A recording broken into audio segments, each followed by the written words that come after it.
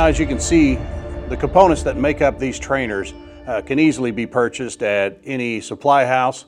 However, we actually build them and sell them to many schools. And one of the reasons being is this: quite frankly, it will take a bit of time to actually get them built, especially if you're building them with first-year apprentices who are just learning. Oftentimes schools purchase these from us so they can have a assembled trainer and they can begin their wiring immediately.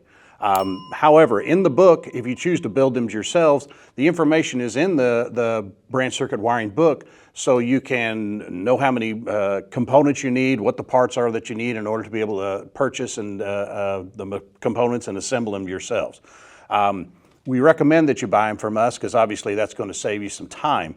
And the devices that we and the version of the trainer that we build is already tightly assembled, has an appliance pigtail on it that has an inline switch, and is ready to go when you want to start your training.